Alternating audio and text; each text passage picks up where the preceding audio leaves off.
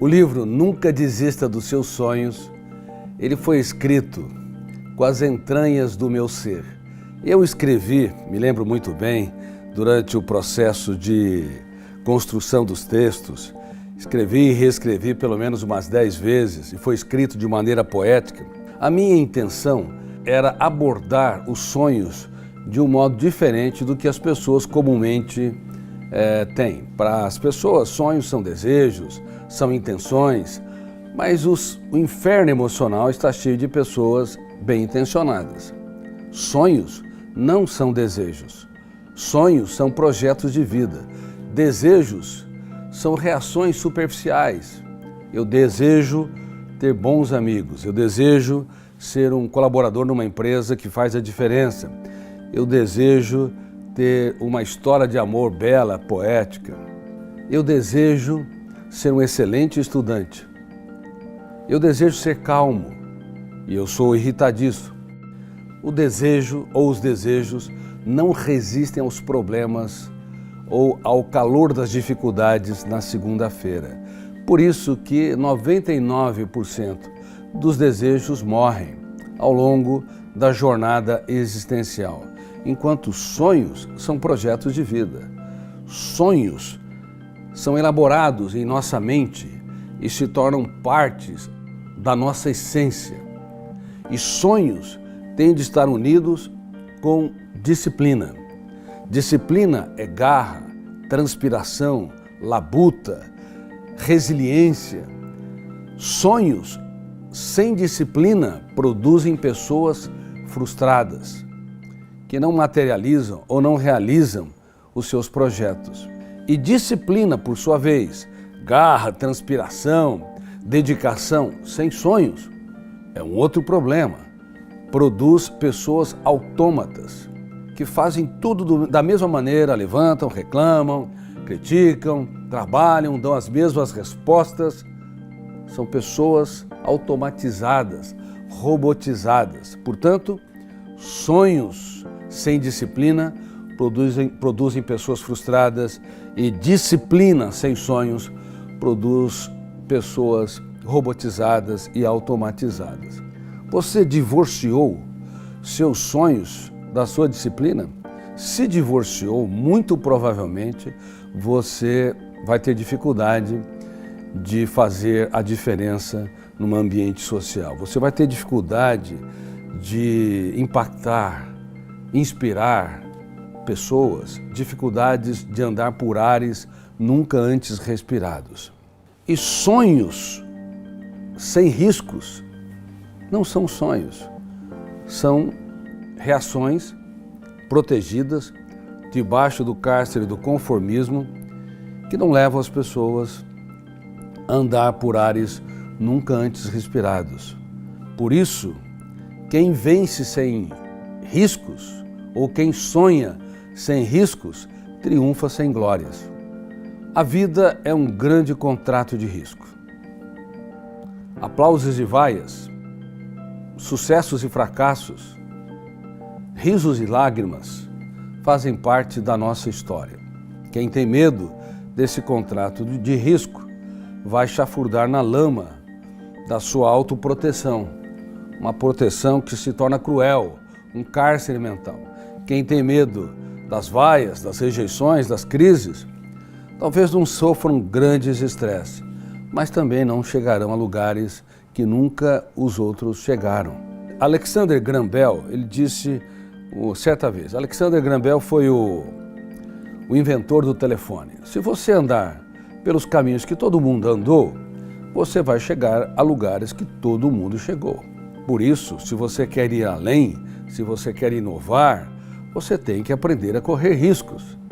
Reitero, riscos de serem vaiados, criticados, rejeitados, incompreendidos. Mas são etapas para quem quer construir grandes projetos que de alguma forma melhoram a qualidade de vida da humanidade, inspiram jovens, levam a mais a igualdade, oportunidade e justiça social. Mas infelizmente, talvez 99% das pessoas ou mais divorciaram sonhos da disciplina.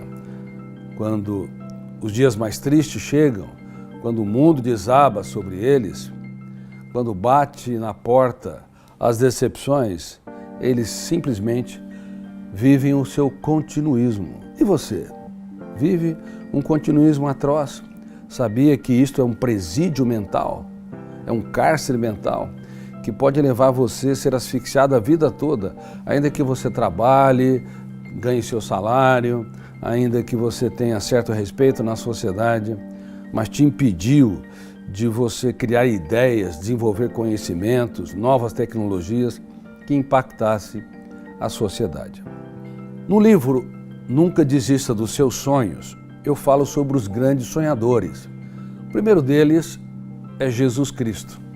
Independente da espiritualidade, da sua divindade, na sua parte humana, ele foi um grande sonhador. Haja vista que ele escolheu um time que só lhe davam dores de cabeça. Um time, por exemplo, formado por Pedro, que era hiperativo, ansioso, irritadiço. João era flutuante, no momento queria abraçar quem estava com dificuldades, no outro queria eliminar quem não andava com seu mestre, portanto era bipolar, personalidade bipolar, não a depressão bipolar.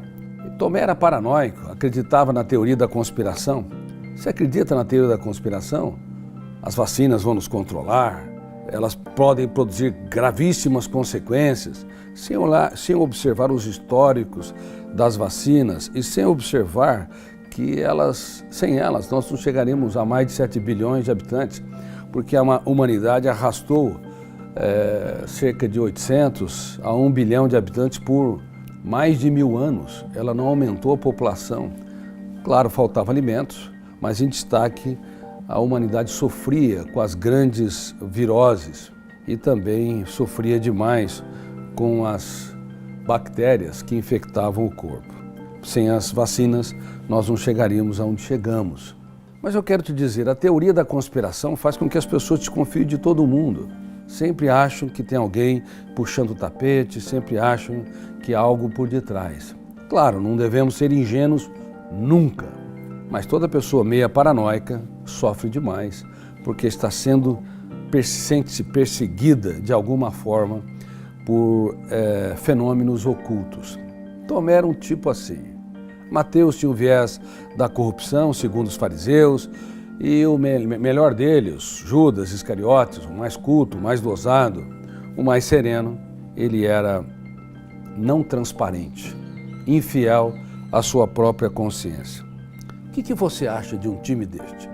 Escolher um time com esse perfil de personalidade, de habilidades intelectuais e emocionais não colocaria em risco o projeto dele?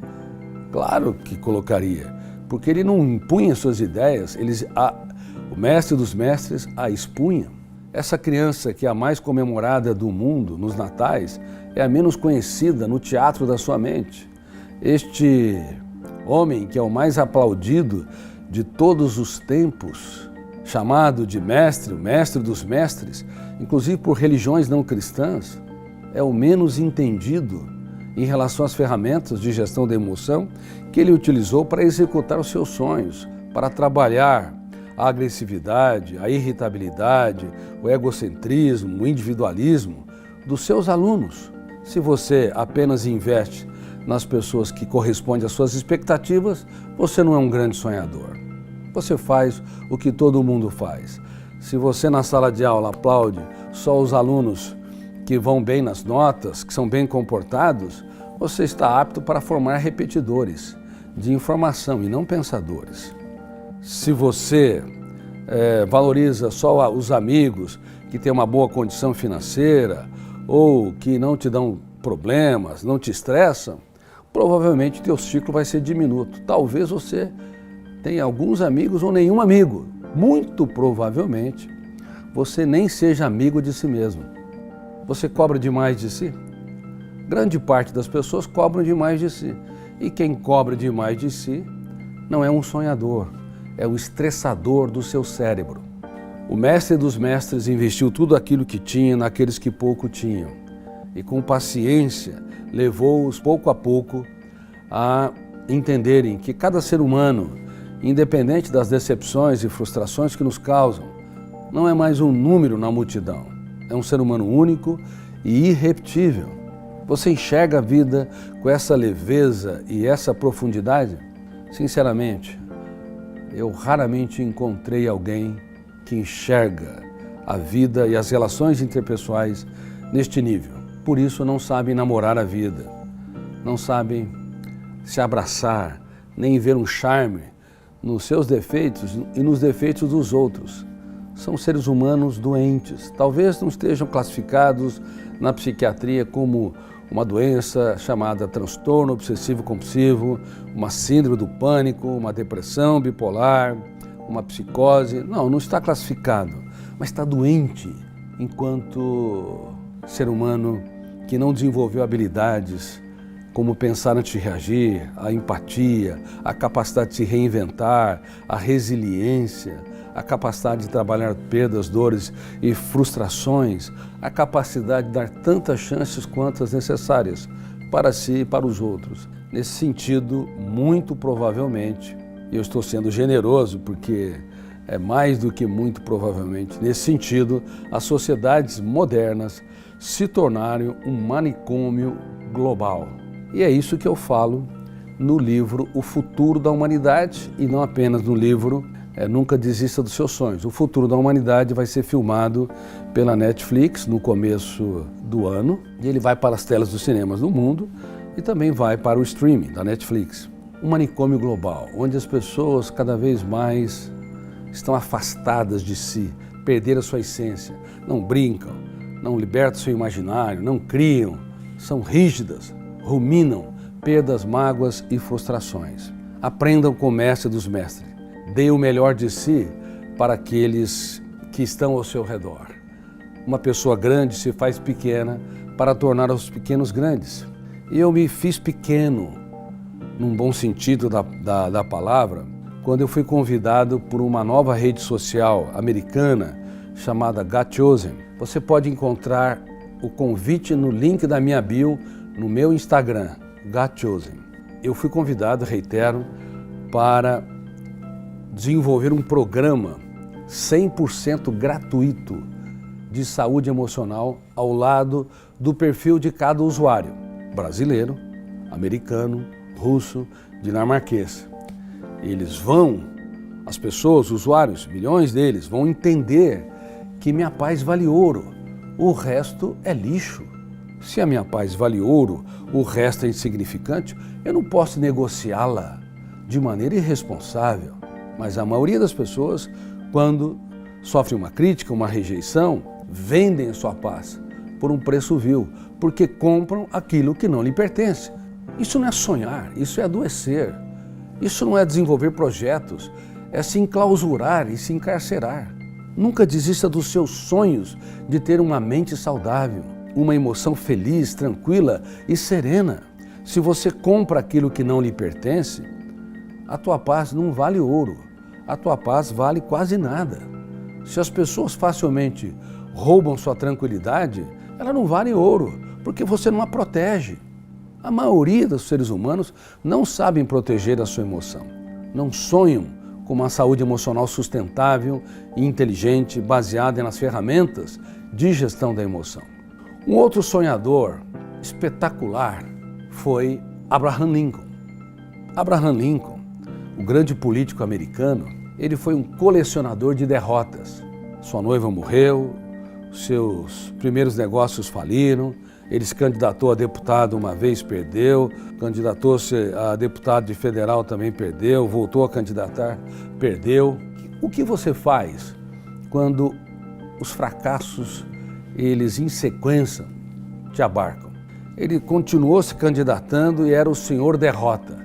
Se candidatou ao Senado, perdeu e assim por diante.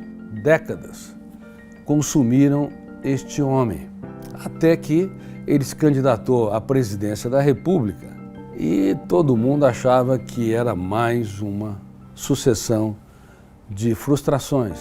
Mas dessa vez ele ganhou, porque ele não se curvou aos seus fracassos. Ele era um sonhador, ele não se curvou ao deboche. Lembre-se, a vida é um contrato de risco. Risos e lágrimas, aplausos e vaias fazem parte do processo. Se você só ama os aplausos, muito provavelmente você não vai executar teus sonhos, porque um dia as vaias virão. Se você só ama o sorriso, muito provavelmente também você fracassará, porque haverá dias que você vai chorar sozinho e que as pessoas não te compreenderão. Você talvez se tornará, naquele momento, o último dos seres humanos, mas se você não se curvar às lágrimas, se você escrever os mais importantes capítulos nos momentos mais difíceis da sua história, você pode e deve se tornar um sonhador realizador. Abraham Lincoln conseguiu se eleger presidente e ele lutou pelos direitos civis. Um desses direitos é que os escravos deveriam ser livres. Claro, porque não há brancos e negros. Qual que é a diferença entre dois seres humanos com a mesma complexidade intelectual, que entram na memória em meio a milhões de opções e em milésimos de segundo resgatam verbos e conjugam tempo espacialmente e atrelam a um pronome, a um adjetivo, a um subjetivo? Qual que é a diferença? Eu estudei essa última fronteira da ciência e neste país que não valoriza seus cientistas, escrevi mais de 3.000 páginas sobre a construção de pensamentos, o processo de formação da consciência, o processo de formação do eu. E ao longo da construção teórica eu fiquei claro que é um crime toda discriminação. A diferença entre pessoas de pele negra e brancas ou amarelos, como os chineses, assim classificados, está no teor de melanina, na parte superior da embalagem do corpo. Porque em 10 trilhões de células que constituem, ou mais, o nosso corpo, somos exatamente os mesmos.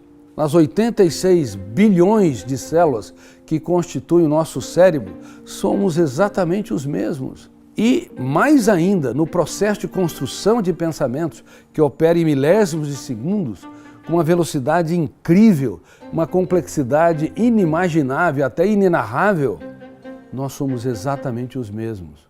Mas, infelizmente, como nossa espécie sempre pisou na superfície do planeta Terra, ela também pisou na superfície do planeta Mente e nunca estudou adequadamente essa mais incrível fronteira da ciência, talvez a mais profunda, o processo de construção de pensamentos e o processo de formação do eu, como líder da nossa psique, diretor do nosso próprio script. Por isso o eu, que representa a capacidade de escolha, a consciência crítica, é mal resolvido na grande maioria das pessoas. Elas dirigem carros, mas não sabem dirigir a sua mente. Elas brecam quando necessário, mas não sabem brecar os seus impulsos. Elas aceleram a velocidade do motor, mas não sabem acelerar sua motivação, não conseguem inspirar seus filhos e os seus colaboradores, porque são velhos, emocionalmente reclamam demais. Quem reclama demais tem 10 anos a mais na sua idade emocional. Quem sofre por antecipação, mais 10 anos na idade emocional. Quem tem dificuldade de conviver com pessoas lentas, mais 15 anos. Quem rumina o passado, perdas, mágoas e frustrações, mais 15 anos na sua idade emocional. Qual a idade emocional sua? Qual a idade emocional das pessoas que estão me filmando aqui? Provavelmente a maioria tem mais de 100 anos. Envelheceram no único lugar que deveriam ser jovens. Por isso, vai lá na minha bio, na Got Chosen. Vai na bio do meu Instagram e se inscreva na Got Chosen e acesse o programa Saúde Emocional, que é 100% gratuito para todos os usuários. O objetivo é o quê? Fazer com que as pessoas aprendam a sonhar numa sociedade que deixou de sonhar, onde estamos sendo robotizados. O objetivo é que as pessoas possam ver um charme nos efeitos dos outros, porque se levarmos a ferro e fogo as relações interpessoais, nós vamos ferir, asfixiar quem nós mais amamos, retirar o oxigênio da liberdade. Casais que deixam de sonhar roubam o oxigênio um do outro. Prometem que vão se amar na saúde e na doença, na alegria e na tristeza, mas esqueceram de dizer que vão se amar nas discussões. Aí um começa a digladiar com o outro, registram janelas killers ou traumáticas no cérebro um do outro, deixam de ser sonhadores, se tornam estressadores, se tornam roubadores do oxigênio da liberdade, no mesmo ambiente, não vivem uma vida leve e profunda porque não sabem namorar a vida. Eles sabem estressar a vida, pressionar, traumatizar a vida. Não são sonhadores. Um outro exemplo de um personagem que era um grande sonhador era Beethoven, o grande músico. Com o passar do tempo foi perdendo a acuidade auditiva. O que você acha que acontece com alguém que precisa de usar 100% a sua audição para produzir as suas músicas? O que você acha quando um pintor perde a sua visão e ele precisa de 100% da sua visão para desenhar os traços subliminares da sua imaginação?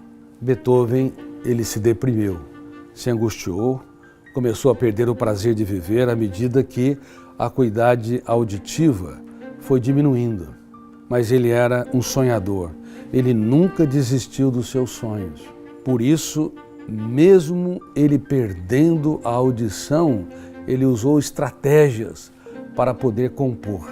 Ele colocava o seu ouvido sobre a mesa e tocava notas e batia com os dedos para identificar essas notas.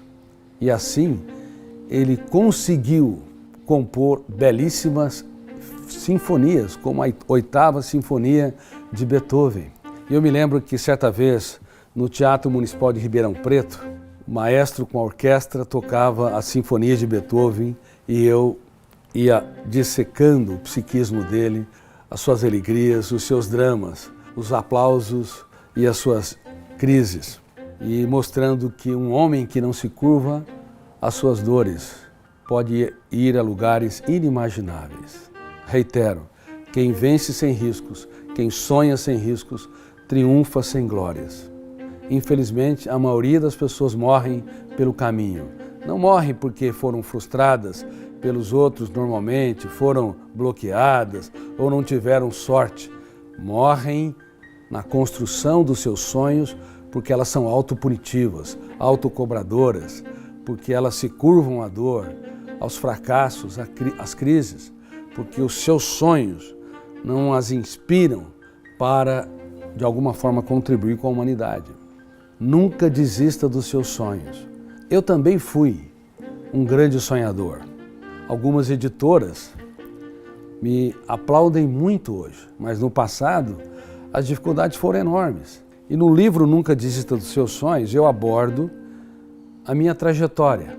Eu era a 2ª nota da classe, de baixo para cima. Ninguém acreditava que eu pudesse ir muito longe. A minha mente não se enquadrava ao padrão da escola, porque a escola é perniciosa. Ela tem um padrão e toda a mente tem que seguir aquele roteiro. Eu não conseguia dar respostas exatas. Eu sempre criava respostas. Eu libertei meu imaginário. Mas, como eu não me concentrava e o pensamento imaginário ou antidialético sobrepunha ao pensamento dialético, que é esse que nós usamos através do código das línguas para falar, para escrever, debater, como o antidialético era muito mais forte, eu não me enquadrava ao currículo escolar. Aí, ninguém acreditava que eu pudesse ir muito longe. Quando eu falei que queria ser um médico e um cientista para os meus colegas, silêncio geral. Depois vieram os deboches. E eu entendi que para não desistir dos meus sonhos, eu tenho de tomar decisões solitárias. As principais decisões humanas são solitárias. Se você depender da plateia, você vai adiá-las. Você não vai tomá-las, você não vai ter coragem. Eu estudei de 12 a 14 horas. Não perguntei para os outros o que eu teria que fazer. Eu sabia o que eu tinha que fazer. 12 a 14 horas me estressaram muito. Eram longas horas de estudo. E eu entrei na faculdade de medicina. Eu, que era péssimo aluno de matemática, física, química, praticamente tive 100% de acerto nessas matérias. E por incrível que pareça, o português clássico não era meu forte. Apesar de ser um escritor que iniciava naquela época, eu tinha grandes dificuldades, porque se falam tantas regras que bloqueiam o imaginário. Mas do 2º para o 3º ano da faculdade de medicina, eu caí numa crise depressiva. E eu percebi que as lágrimas que nós não temos coragem de chorar, elas são mais importantes do que aquelas que encenam no teatro do rosto. Mas eu não me curvei à dor. Eu usei a dor para me construir e não para me destruir. Isso é fundamental para não desistir dos seus sonhos. Se usar a dor, o deboche, as reações negativas, as críticas, os haters, as risadas subliminares para te destruir, você não vai conseguir realizar os seus mais belos sonhos, porque você depende de apostar em si. Se você não aposta em si, não espere que os outros apostem em você. Até para se relacionar com alguém, não namore alguém ou se case com alguém para ser feliz. Isso está errado. Namore para ser mais feliz, porque feliz você deve já ser. Seja um empreendedor, não dependendo tanto dos outros. Seja um reinventor, seja uma pessoa dinâmica, corajosa, através dos fenômenos, das habilidades que estão dentro de você. Assim, os ruídos de fora não terão tanta prevalência sobre você mesmo. Eu não sei se vocês estão ouvindo, tem alguns ruídos de fora. Mas e daí? Eu transformo os ruídos de fora numa oportunidade única para que eu fale melhor, com mais segurança.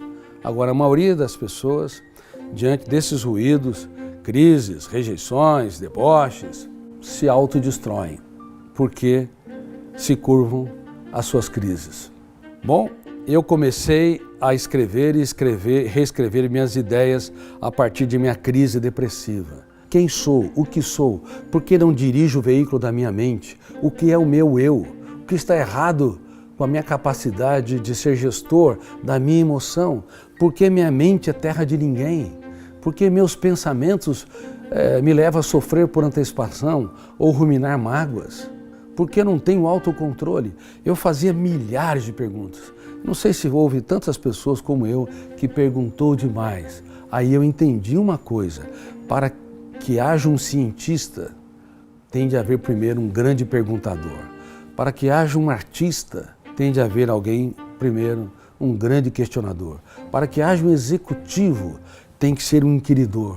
Porque se você tiver poucas perguntas, as suas respostas serão pequenas. Mas se você tiver muitas perguntas, as suas respostas poderão ser grandes. Porque as perguntas são como as lâminas de um garimpeiro. Um garimpeiro não cria o ouro, ele remove as pedras. Quem pergunta pouco vive uma vida encarcerada pela rotina, acordando, reclamando, vivendo, falando da mesma maneira diariamente. Está preso, mesmo que esteja livre numa sociedade democrática. Quem de vocês é um prisioneiro? Talvez a grande maioria, sem perceber. Bom, eu comecei a escrever milhares de perguntas e procurava as respostas e elas não vinham. E neste país que não valoriza os seus cientistas, escrevi mais de 3.000 páginas, como eles disse. Isso foi antes de publicar meu primeiro livro. Claro que antes eu tentei encontrar editoras que me publicassem trechos menores. Nenhuma editora apostou no meu projeto. Todas elas me rejeitaram. O que fazer? Achava os textos complexos? Me curvar ao fracasso? Anos se passaram. Depois foi mais de uma década. Depois foram 17 anos. Eu me lembro que 10 anos antes, eu já era consultor científico do jornal Folha de São Paulo, eu fazia matérias na grande imprensa, nos grandes canais de TV e nos outros jornais. Eu estava no auge, naquele tempo onde a imprensa, onde não havia as redes sociais, não havia os smartphones, eu estava no auge. Meus colegas me aplaudindo, me valorizando, colegas médicos. E eu falei, eu estou traindo os meus sonhos. Eu vou para o interior e eu vou começar tudo de novo. Eu quero recomeçar minha teoria e começar a minha atividade como médico de novo. E estava indo muitíssimo bem na capital de São Paulo. Por que eu tomei essa atitude muito arriscada? Porque se você trair os seus sonhos, você trai aquilo que você mais ama. Você trai o seu sono, você trai a sua qualidade de vida. Eu fui para uma cidade pequena, mas muito agradável, chamada Bebedouro, entre Ribeirão Preto e São José do Rio Preto. E ali eu comecei a atender os meus pacientes da região. E nos finais de semana escrevia teoria que eu havia começado e que tinha centenas de páginas. E nos feriados também, e após atender os pacientes também, escrevia e reescrevia. Aí comecei a atender pacientes de outras cidades mais longínquas, aí depois do estado inteiro, depois de outros estados, aí eu comecei a atender pacientes de outros países, que vinham naquela cidade onde eu não tinha nem placa. Elas vinham porque eram recomendadas pelos próprios pacientes. 17 anos se passaram, agora já não era reconhecido pela imprensa, estava no anonimato de novo. Quem vai publicar minha teoria? 3.000 páginas, sem usar metáforas, sem usar a metáfora do teatro, por exemplo. O eu não pode ficar na plateia, tem que estar no palco dirigindo o script. Existem vários atores coadjuvantes que são colaboradores do eu, como o gatilho que está sendo disparado no seu cérebro. Dispara o gatilho, abre múltiplas janelas, segundo o copiloto, segundo o ator coadjuvante, e a âncora entra e se fixa naquela região e você tem concentração, porque se o gatilho disparar, abrir janelas killers, e você fecha o circuito, você não vai entender o que eu digo. Ou se você tiver múltiplos de gatilhos disparando ao mesmo tempo, exageradamente, você vai abrir tantas janelas que você não vai ter concentração. Sabe aquelas pessoas que não se concentram em nada? Porque abrem janelas demais no seu cérebro. Então concorre o seu pensamento com o pensamento de quem está falando, ou com o pensamento de um livro. Por isso que elas não se concentram. Agora imagine eu falar sobre tudo isso sem usar metáforas. Naquela época eu não tinha a habilidade de usar metáforas, como os atores coadjuvantes, e ninguém quis publicar novamente os meus livros. Foram várias editoras que disseram, olha, é muito complexo, não preenche a nossa linha editorial. Até que uma editora apostou no projeto, mas me pediu, olha, também ninguém entendeu o que você escreveu. Você tem que melhorar os textos, tirar 500 termos, é isso que eles me falaram, 500 termos você tem que reciclar. Agora você tem o primeiro filho, você acha que teu filho é a criança mais linda do mundo. O meu livro era meu primeiro filho. Você faria cirurgia plástica nele? Porque os outros estão pedindo? Aquilo ali foi um punhal, entre aspas, no meu coração emocional. Mas eu tentei reciclar sem perder a essência dos textos. E eu não consegui adequadamente. Mas mesmo assim eles publicaram. E foi um fracasso de vendas, porque as pessoas não entendiam o que ocorria, o que eu abordava em milésimos de segundo. O pensamento é real ou virtual?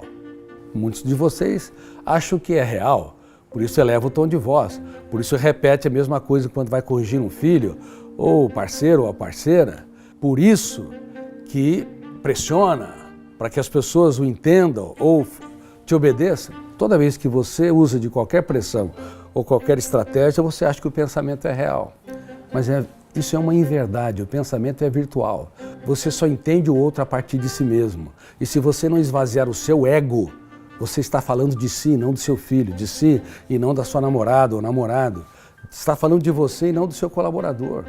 As pessoas acham que estão falando, criticando, apontando, no fundo estão sendo indelicados, estão falando deles mesmos. Só se você esvaziar o seu ego, você pode se aproximar da realidade do outro, porque você entende o outro virtualmente. Reitero, a partir de si. Olha como é que é complexo. Só isso muda tudo. Se os diplomatas da ONU soubessem disso, eles digladiariam menos, se colocariam mais no lugar dos outros, das nações que estão em conflitos, para solucionar pacificamente. Se os casais soubessem disso, eles abaixariam o tom de voz e não elevariam o tom de voz nas discussões. Se os professores soubessem disso, eles não falariam, você não vai virar nada na vida, ou gritariam com os alunos, mas elogiariam os alunos quando eles tivessem atitudes corretas, gentis. Parabéns, olha como é que você está calmo, parabéns, olha como você presta atenção em mim. Mas o garoto ficou 50 minutos bagunçando, só que ele aproveitou o momento para criar pontes e usar o biógrafo do cérebro, o fenômeno RAM, para registrar uma janela light, que vai se tornando peças dessa ponte. As pessoas não sabem criar pontes nos Estados Unidos, na Europa, na Ásia, na África, no Brasil. O ser humano, frequentemente, ele é um destruidor de pontes, porque não entende essa última fronteira da ciência. Bom, imagine explicar isso tudo sem metáforas. Até que eu fiquei sabendo que algumas pessoas estavam utilizando nas suas teses de mestrado e doutorado a minha teoria, mas não atingi grande parte das pessoas. Aí, ou desistia dos meus sonhos, ou então lutava por eles. O que eu fiz? Me imaginava em frente a uma banca examinadora, formada por intelectuais e pessoas que não tiveram oportunidade de sentar nos bancos de uma universidade, por judeus, católicos, protestantes, budistas, islamitas, por empreendedores, por colaboradores de empresa. Eu me imaginava, por cientistas, por alunos universitários, me imaginava diante de uma banca e eu escrevia e reescrevia minhas ideias inúmeras vezes.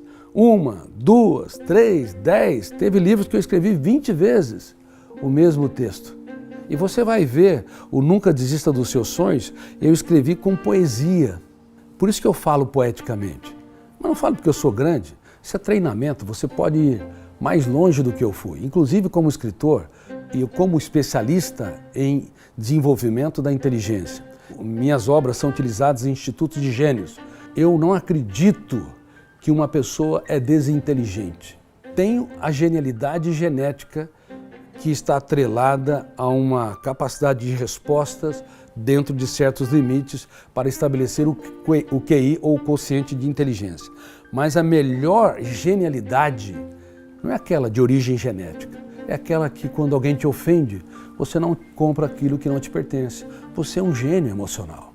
É aquela em que você está sofrendo por antecipação, mas o teu eu impugna isso. Eu quero pensar no futuro só para estabelecer estratégias, mas eu não me curvo ao futuro que não existe, porque é virtual. Eu não posso levar minha emoção, que é real, a comprar pensamentos tolos e débeis sobre o futuro. Então eu sou gênio. Você pode ser um gênio na autonomia. Quando alguém te critica, te ofende, te rejeita, tua paz vale ouro. O resto é insignificante. Você é um gênio no autocontrole.